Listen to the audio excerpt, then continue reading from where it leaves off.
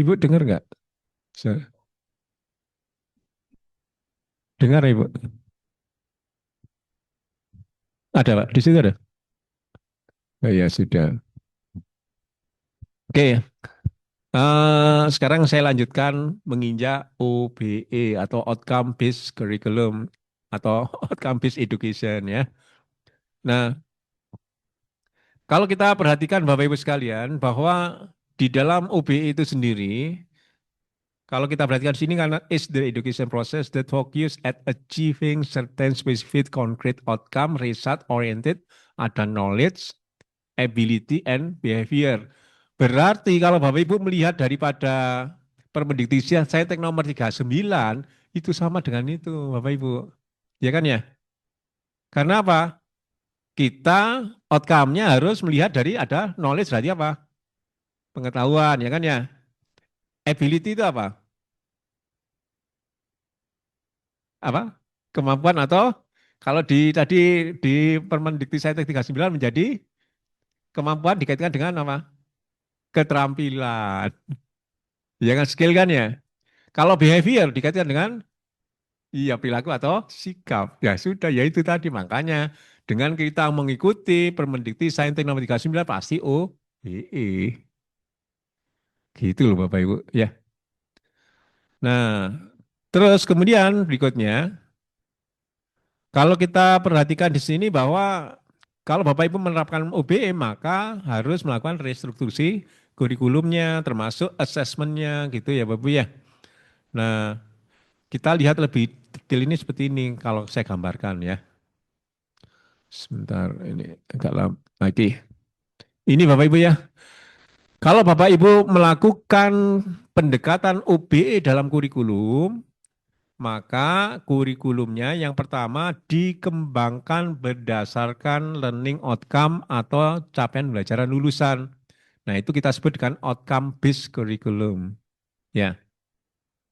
Terus kemudian tidak hanya di kurikulumnya saja, sampai dengan apa? Ada kata-kata lagi outcome based learning and teaching. Berarti bagaimana kita bisa nantinya mencapai learning outcome atau capaian belajar lulusan tadi harus diwujudkan dalam proses pembelajarannya yang kita lakukan. Gitu maksudnya. Inilah ada di RPS. Gitu loh Bapak Ibu ya. Nah, sehingga kalau RPS-nya belum menggambarkan yang kita harapkan, yaitu untuk mencapai daripada CPL, maka belum dikatakan UBE juga karena ini satu kesatuan.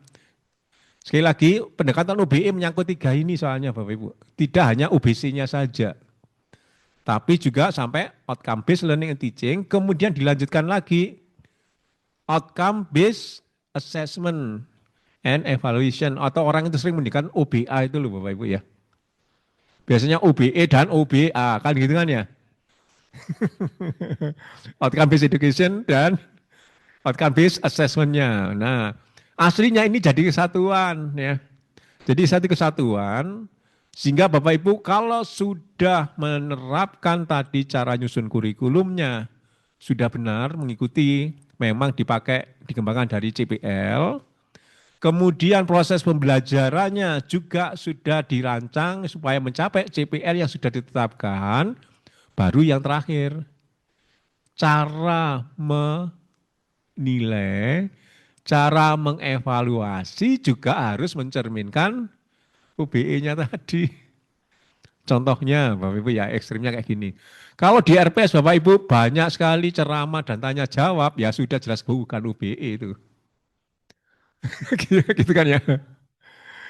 Karena apa? Ya nggak mencerminkan daripada outcome based learning teachingnya tadi sudah gitu loh ya. Nah contohnya apalagi ekstrimnya lagi ya. Kalau Bapak Ibu misalnya memberikan tentang studi kasus ya atau case method. Cara menilainya bagaimana?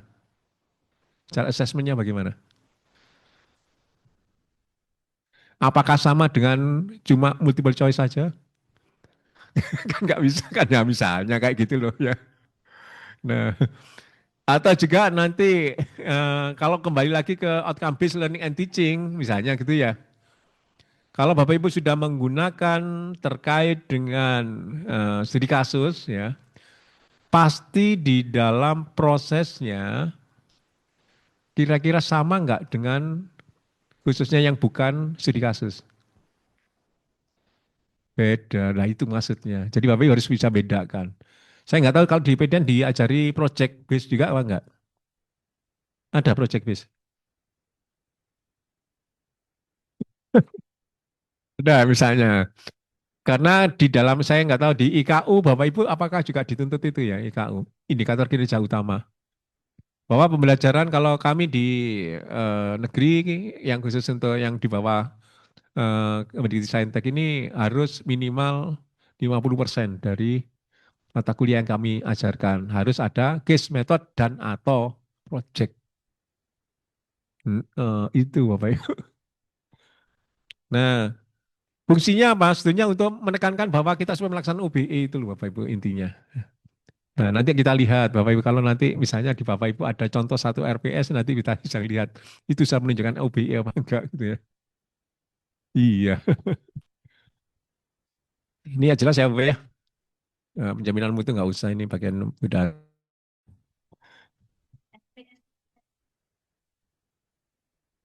terserah Mas. Pokoknya RPS satu aja nggak apa-apa.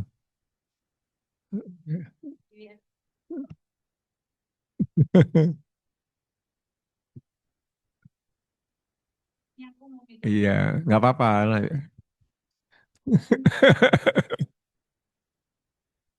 Atau ini aja yang tadi manajemen pemerintahan Bu, ada nggak? Yang memang ciri khas ini. Jangan Pancasila kan umum ya. Heeh. Oke, Bapak Ibu sekalian, sekarang kita lanjutkan tahapan. Ya, ini ya. Tahapan di dalam penyusunan kurikulum kita menggunakan 5 tahap. Ya, Bapak ya. Jadi kita menggunakan dari istilah EDI, Bapak ya, Analysis, Design, Development, Implementation, and Evaluation itu ya. Nah, ini yang dipakai baik untuk vokasi maupun akademik sama sekarang. Ya ini yang dirubah jadikan dasar. Karena jika dipakai di luar negeri gitu loh Bapak Ibu ya. Jadi sekarang kita dasarnya sama ini antara vokasi dan akademik. Kalau dulu berbeda, Bu. Nah, itu yang membuat perbedaannya. Nah, istilah yang kita pakai untuk analisis kita gunakan istilah analisis konsideran. Untuk desain ya desain, development, pengembangan, implementasi sama ya, implementasi, evaluasi ya evaluasi itu ya. Nanti dibaca sendiri aja yang ini ya. Oke. Nah, sekarang di dalam penyusunan di tahap pertama di analisis konsideran. Jadi nanti Bapak Ibu sekalian harus menyusun yaitu terkait dengan bagaimana kebutuhan yaitu siap kerja atau analisis siap kerja dan siap usaha. Kemudian berikutnya ada kajian banding kurikulum. Artinya Bapak Ibu diharapkan membandingkan dengan kurikulum di perguruan tinggi lain atau prodi yang lain di perguruan tinggi lain. Dan melihat perkembangan IPTEX serta melihat KKNI. Itu intinya. Nah, baru setelah selesai itu Bapak Ibu menyusun PO. Ya, Bapak Ibu ya.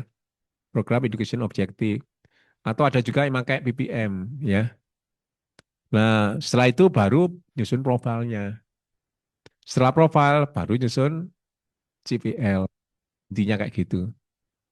Oke, ini saya loncat aja deh nanti ada dibaca aja. Ini aja supaya lebih gampang. Nah, di dalam analisis konsideran yang saya sebutkan tadi, yang siap kerja, siap usaha, kemudian tadi ada IPTEX, ada kajian banding kurikulum dan KKNI, maka kalau kita perhatikan, biasanya kita ini aja ya supaya cepat, saya masukkan ke formnya saja. Ini Bapak Ibu. Biasanya kami membuat format semacam ini, tapi silakan dibuat format lain silakan ya. Yang pertama Bapak Ibu menentukan bidang pekerjaan yang dibutuhkan atau profil lulusannya apa dulu, kemudian kualifikasinya sesuai dengan tempat Bapak Ibu misalnya di sarjana terapan. Nah, kompetensi kerja inilah yang Bapak Ibu isi berdasarkan tadi masukan dari Dudika atau pengguna. Nah, itu harus disebutkan sumbernya. Jadi sekarang tidak bisa hanya dosennya sendiri. Nah, itu repotnya Bapak Ibu ya. Jadi harus benar-benar memang bukan dari dosennya, tetapi dari pengguna real. Gitu ya Bapak Ibu ya. Nah, oleh sebab itu dengan adanya ini Bapak Ibu sekalian, mengapa tadi di dalam penyusunan kurikulum wajib yaitu partisipasi dari Dudika ya ini aslinya. Kalau nggak Dudika lain lagi nanti menyanyi itu.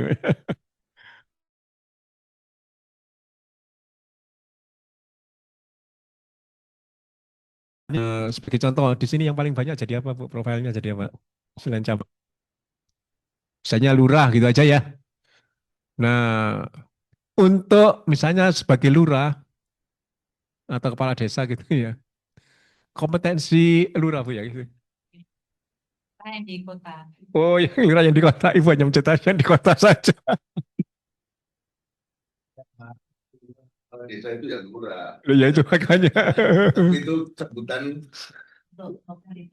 Legalitas ya, oke. Atau yang paling umum camat itu aja ya. Camat kan itu sama semua kan ya. Nah misalnya camat gitu aja ya Bapak Ibu ya. Kompetensi kerja apa minimal ya. Dia supaya bisa dikatakan camat yang profesional lah. Gitu loh gambarannya gitu ya Bapak Ibu ya. Apakah yang penting dia bisa duduk manis? Kan enggak kan. Nah, misalnya dia misalnya mampu misalnya ya melakukan mengorganisir dan seterusnya ya untuk memimpin